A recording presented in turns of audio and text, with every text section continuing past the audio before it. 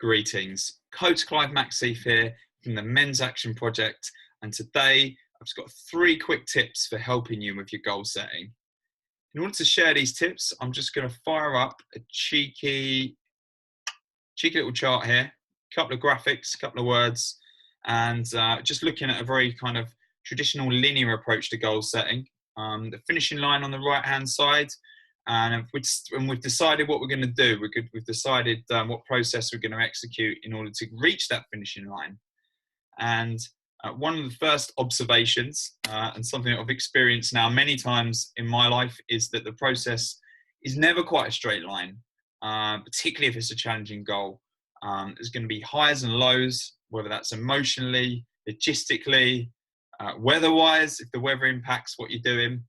And my first tip connected to that is to get support, whether that's a coach or a mentor or some friends that can champion you.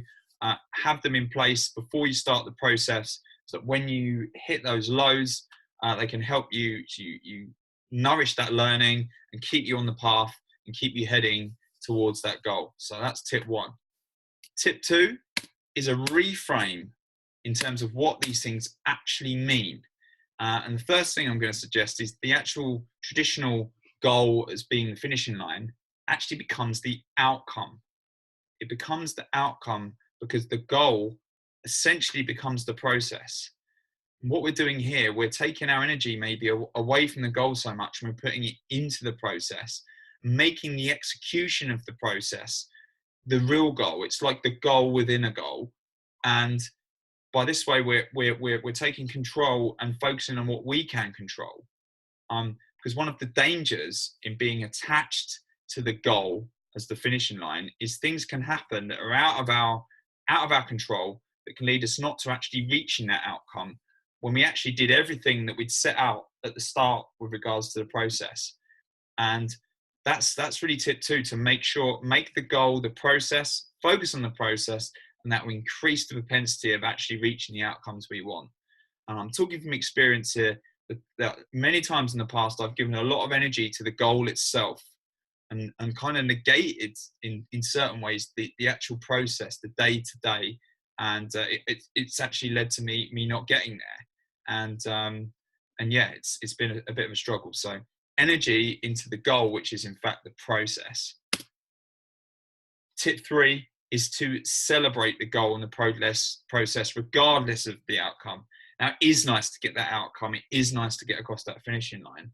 But even if we don't, if we did everything before, process-wise, in the right way, but something happened on the day, we were actually successful, which just we didn't get the rub of the green on the day in terms of outcome. Maybe there were things out of our control that happened on that day that we couldn't have prepared for. So focus on celebrating the process and the goal, and don't focus on the outcome. And I did this very much, and this is just an experience of this, is when I did a white collar boxing match, my goal was to prepare myself for getting in the ring. And I celebrated the moment I stepped through the ropes, because once I'd walked through the ropes, everything else, the outcome was out of my hands.